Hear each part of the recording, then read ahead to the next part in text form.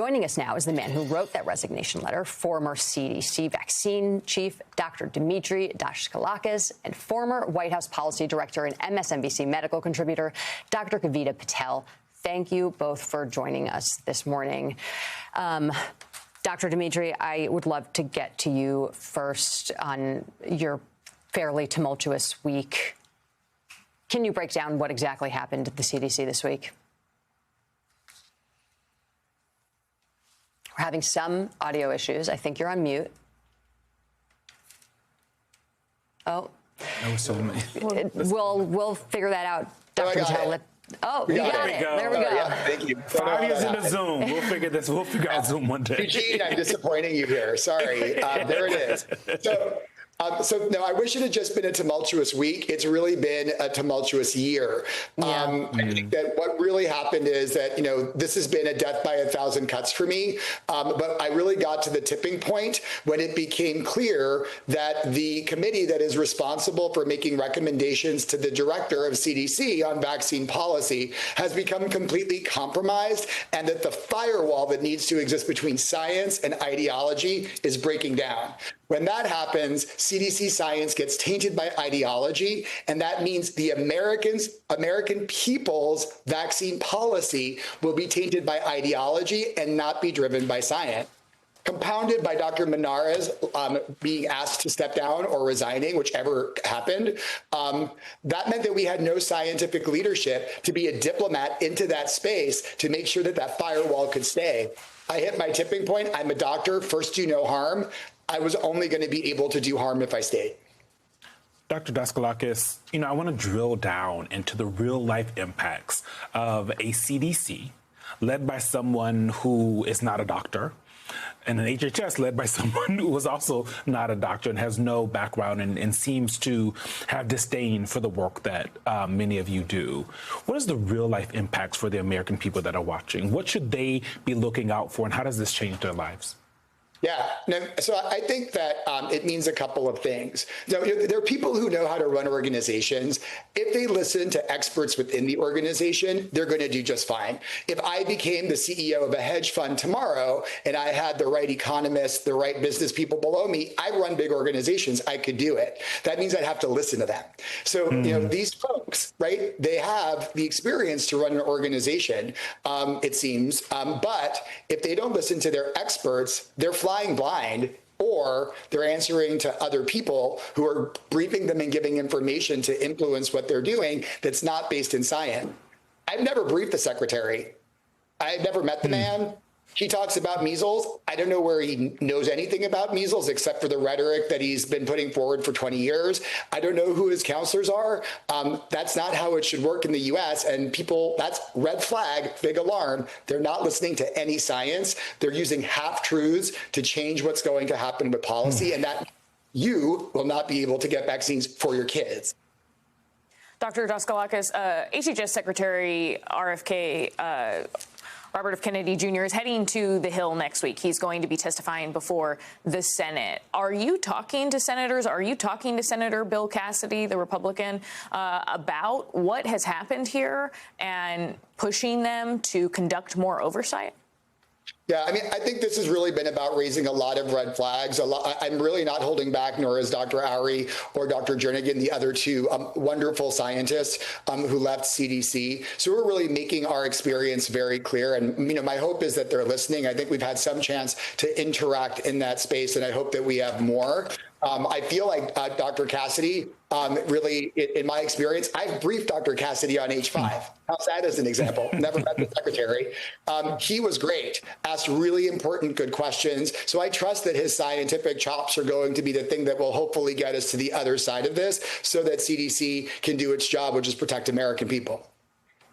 And Dr. Patel, I want to bring you in and ask you about the sort of conspicuous timing of all of this, especially in light of what the president and RFK Jr. were discussing this week in the Oval Office. If we can bring up that side, I'll get your reaction on the other side when they were discussing about an autism report that's coming out later this month. We will have announcements as promised in September. We're finding certain interventions now that are clearly, almost certainly causing autism. And we're going to be able to address those in September. So there has to be something artificially causing this, meaning a drug or something. And I know you're looking very strongly at different things, and I hope you can come out with that as soon as possible. I'd love for you to give us a quick fact check on that, and also talk to us about what kind of impact you think that this report could have on vaccination rates and how the public understands autism. Yeah, this is unfortunate because it's bringing up a decades-long misinformation that has truly been in the scientific community quelled, meaning the connection where there was never one, really, a connection between autism and vaccines has been refuted time and time again with multiple studies. No, it's not that they didn't look into it. By the way, just as an aside, for millions of Americans who have children or adults with autism and anybody on the spectrum, this is just such a disservice, combined with what they are not mentioning, which they had cut tens of millions, hundreds of millions, if in total, grants from not just the NIH, but from other agencies to actually do meaningful research in autism. So to put in and literally inject into the community these words just so casually to say that there's these kind of secret causes, drugs, vaccines, it's not only leading to the cases of measles, there's a direct link to all of the things that have been happening. And it started not just, as Dimitri said, with a week of tumult, a year of tumult. It started with years of this misinformation that actually started even in the first Trump administration, because many of these people have been kind of laying the bricks since that time to take down. It's not just RFK Jr. It's much bigger than that. Getting rid of RFK Jr. is not going to take away this problem entirely. It'll start the possibility, but the damage has been done, and I fear it's been done for decades. And it's embedded in a lot of the right, and most importantly, in the president himself. Right. I guess the biggest concern that I have is more vaccine skeptics being born out of this. That's right. Because you have a lot of folks on the right who, if they follow RFK Jr. for years, if they've been on the same side as Donald Trump, they are vaccine skeptics. They have these conspiracy theories. Right. But now you have a CDC who, as the doctor said, is going to be hard to trust when you have to go get your vaccines. Right. Now you're going to have other folks that are vaccine skeptics. Where does that put us as a country? It puts us in a dangerously perilous place where we will lose our measles status as having measles eradicated. We almost lost it with the Texas cases that spread across the country. We used to be the first for the benchmark in public health for much of the world. What we did, the World Health Organization, many other countries would follow. We will soon be the place that people can't follow. The people are skeptical and don't have the resources in other countries to create that on their own. So we will be running this fractured global system. And that just, by the way, that takes us back a century. That results in all the kind of preventable deaths, admissions, hospitalizations, morbidity, mortality, all the things that should scare you are happening. And what's even more concerning, for the first time in a long time, I don't go to the CDC.gov website all by itself. I'm going to AAP.org. I am trying to crowdsource scientific resources, not from the place that I should trust the most with people. It's not just Dr. Dimitri. There's so many career scientists and people who are so sad and have either left or are probably going to leave, and who's coming to take their places. Related to that, Dr. Patel, the American Academy of Pediatrics put out their own recommendations for COVID vaccines, essentially saying don't trust the CDC.